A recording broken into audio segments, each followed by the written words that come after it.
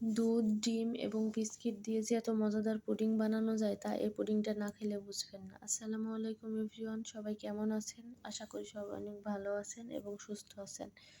আলহামদুলিল্লাহ, আমিও ভালো আছি।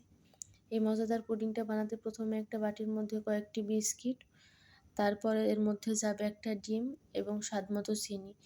তারপর খানিকটা দুধ দিয়ে পুরো মিশ্রণটা 10 মিনিট ভিজিয়ে রাখবো, যেন সব কিছু ভালো মতো নরম হয়।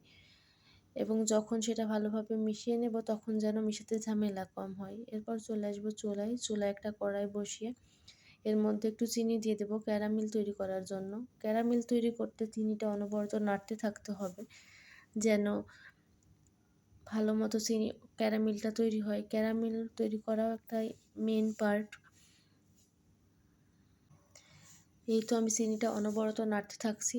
এরপর সুন্দর একটা কালার আসবে। আমি বেশি ডার্ক কালার করব না, আমি একটু হালকা ব্রাউন কালারই রাখবো। এই যে আমার ক্যারামেলটা যখন একটু ব্রাউন কালার হয়ে এসেছে, এবার আমি পুরো ক্যারামেলটা যে এই বাটির মধ্যে আমি পুডিংটা বানাবো সেই বাটিটার মধ্যে ক্যারামেলটা ঢেলে নেব। ঢেলে নেওয়ার পর পুরো বাটিতে ক্যারামেলটা ভালো মতো ছড়িয়ে নেব। ছড়িয়ে নেওয়ার পর এবার আগে থেকে যে ভিজিয়ে রেখেছিলাম দুধ, ডিম, বিস্কিট এবং চিনি দিয়ে যে মিশ্রণটি, ওইটা ভালোভাবে মিশিয়ে নেব।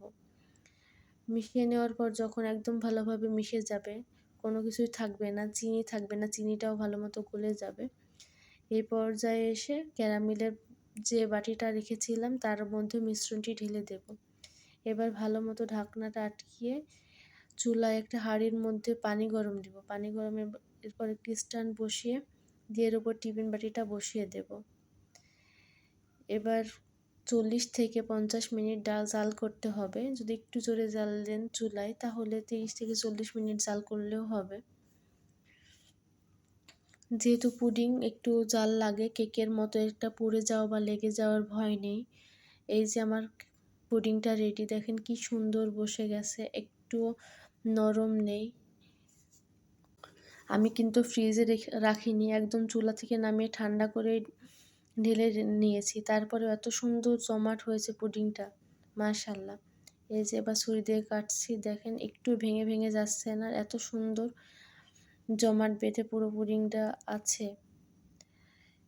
এই তো আমার মজাদার পুডিং রেসিপি তৈরি। এবার পুডিংটা বানানোর পর আপনারা ফ্রিজে রেখে দিতে পারেন। ঠান্ডা পুডিং খেতে যেহেতু বেশি ভালো লাগে, পুডিং ঠান্ডাই খাই। এভাবে একবার এই মজাদার পুডিংটা ট্রাই করতে পারেন। খেতে কিন্তু অনেক মজা। যারা পুডিং খায় না, এমনি দুধ দিয়ে বা ডিম দিয়ে পুডিং বানালে খেতে ভালো লাগে না। আমিও খাই না দুধ দিয়ে ডিম দিয়ে পুডিং বানালে, কিন্তু এই পুডিংটা আমি খেতে পারি, খেতে ভালো লাগে। রেসিপিটা কেমন হলো সবাই জানাবেন। আসসালামু আলাইকুম।